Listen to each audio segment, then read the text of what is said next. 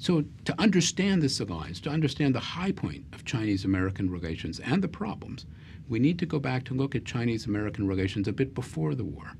Prior to the 1940s, despite really significant levels of Chinese-American contact in the private sphere, there was very little infrastructure of cooperation between governments. Unlike the cases of other significant relationships between China and foreign powers, for example, Chinese-Soviet, Chinese-German, or even Chinese-Japanese relations, there was very little experience in either mutual cooperation or mutual conflict at the government level. And if there had ever existed a special relationship between the Chinese and the American peoples, the disinterested observer of the 1920s and 1930s would never have said the same of their governments. Chinese-American political relations had been correct and within limits friendly. The United States did take the lead in articulating the non-recognition of Japanese conquests in Manchuria, although the United States policy was also driven by a desire to avoid antagonizing the region's major power, Japan, for much of the 1930s. In this period, there were few political or personal links between Washington and Nanjing. It was not America that the new national government admired or emulated after its formation in 1927. It was Germany, and to some degree Italy. Regarding China's apparent ideological proclivities in the 1930s, it was not with praise that American sources in China discussed the growth of fascism à la Chine. Because of its emphasis on private foreign investment, unlike many countries at that time, the United States did not try to work with the Chinese government or offer development assistance to the Chinese government through teams of foreign advisors, as, for example, the Germans did. And as a nation, the Americans did rather poorly in competing for Chinese government contracts.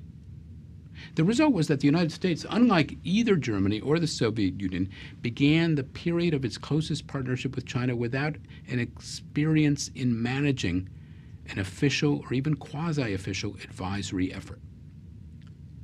And so after Pearl Harbor, the sudden large-scale U.S. military presence in China had no strong foundation on which to build. At the same time, the Chinese government believed that American public opinion was more sympathetic to China than was the U.S. government. Chiang Kai-shek may have hoped to get more than sympathy, but actual American military support by forcing the fight against Japan in August 1937 to the Shanghai area, within range of American cameras. But in this, he would have been terribly mistaken. U.S. public opinion did not become interventionist, and in any event, American policy of neutrality did not change. The United States did not come to China's assistance in a significant way until it, too, was attacked by Japan. Now, there were a lot of cultural exchanges between China and the United States in the pre-war years, and indeed, this was, in many ways, the heyday of the U.S. cultural presence in China before 1949. Yenjing University in Beijing, now the campus of Peking University, built in the 1920s and established as a great university in the 1930s. Peking Union Medical College, with American support, a world-class institution in Beijing. Many other religious and secular educational and cultural centers in China had American support, such as the YMCA, which introduced the curious American idea that higher education and athletics should somehow go hand in hand. And some of China's first Olympians came out of the YMCA. The activities of American-funded educational institutions played an important part in the growth, the really explosive growth of Chinese higher education in this period. And this is a period when the majority of Chinese who went abroad to study went to the United States. So cultural exchanges between China and the United States, or one should say between the Chinese people and American people, surpassed in scope those between China and any other nation in this period, but they had no obvious effect upon cooperation between governments. These activities were not directed toward areas of mutual national interest or toward the creation of constituencies in government. And when the Chinese government sought external models for the reform of its public higher education, for example, it sought them from European, not American models. In short, for those who believe that student exchange, that cultural exchange automatically leads to better understanding between governments, there is certainly no evidence in favor of that argument from this period of Chinese-American relations. What about trade? Was trade a potential glue to the Chinese-American friendship? The pre-war years had been an era of great hope in the United States regarding the China market. There was speculation that China could be America's way out of the Depression. Could we finally tap those 400 million customers? Well, there were areas of real commercial success. Kerosene. Think of an era in which the United States was a major oil exporter. Cigarettes. And the Americans and the British competed with Chinese companies to addict the nation, particularly men, to nicotine. And where there's smoke, there's fire. Americans did very well in the match industry as well, one of China's fastest growing light industries.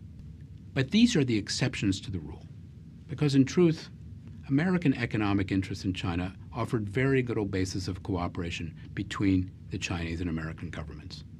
Throughout the 1920s and the 1930s, the United States was second or third among China's trading partners. More to the point, for the most part, this trade was of marginal importance to both governments, seldom involving commodities of strategic significance to either side.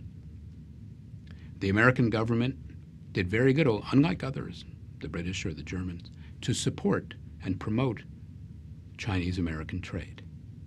Americans seeking to do business in China in this period were granted very little of the home government support that its European competitors were given. There were some joint ventures, and important joint ventures, between China and the United States, but even these had their problems. The best-known Chinese-American joint venture of this time was in aviation. And the China National Aviation Corporation was a joint enterprise between the Curtiss Wright Company, which would later become Pan American, and the Chinese Ministry of Communications. It was founded as a civilian carrier in 1930 as part of China's civil aviation program. And it was a venture to bring new technology to China. But the American side actually transferred very little and trained not a single Chinese pilot. The Chinese government discovered that its majority ownership of this joint venture airline meant very little when American pilots, the only pilots of the airline, being neutrals, refused to fly during the early months of the Chinese-Japanese War. In short, sad but true, there were very few shared interests between the two countries, except a mutual hatred of Japan. Now, perhaps if it had been possible to limit cooperation between China and the United States to the main area of common interest, the struggle against Japan, the wartime Chinese-American alliance might have worked to greater mutual satisfaction.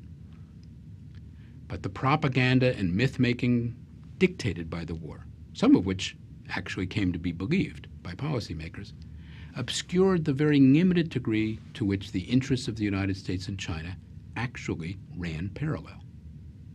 Franklin Roosevelt, for example, convinced himself that out of the war would emerge a united, liberal China whose foreign policy would be pro-American as a matter of reflex, even if this bore no resemblance to any Chinese government, past or present. And it's probably in this context, it seems to me, that of not recognizing the limited nature of our shared interests, that some of the grander problems of misperception took place.